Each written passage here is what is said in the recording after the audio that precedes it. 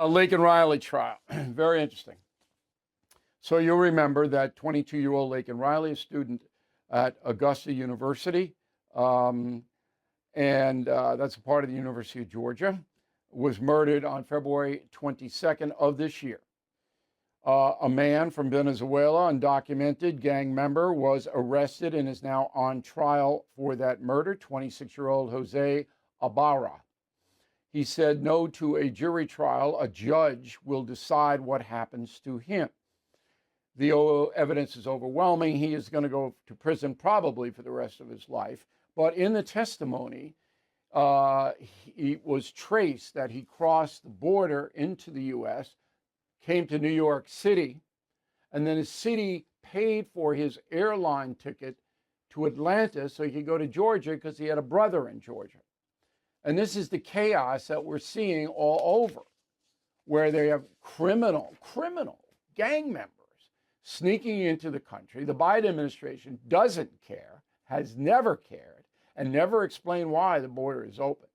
And the guy gets an airline ticket paid for by you and me to fly wherever he wants. He doesn't have to go to Georgia, okay? And then he goes down here and he commits murder. And I'm going to say he committed murder because he did.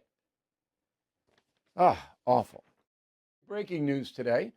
That savage Jose Ibarra, Venezuelan undocumented migrant gang member, sentenced to life. He'll never, ever get out of prison for killing 22-year-old Laken Riley in Georgia.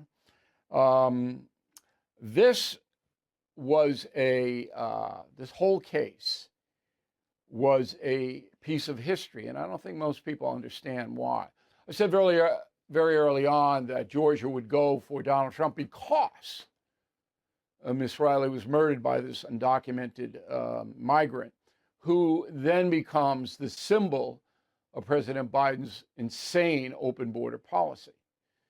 So I don't want to hear from Geraldo saying that most migrants are lawful and, Americans commit crimes at a higher rate than migrants. I don't want to hear any of that because that pettifogs the issue. The issue is you, the President of the United States, allowed people in here, maybe 15 million of them, and you have no idea who they are, where they are, or what they're doing. It's in the top 10 most irresponsible policies ever in this country. And it led to Kamala Harris's defeat because all she did was giggle her assent to the insanity that Joe Biden imposed. So now it comes full circle.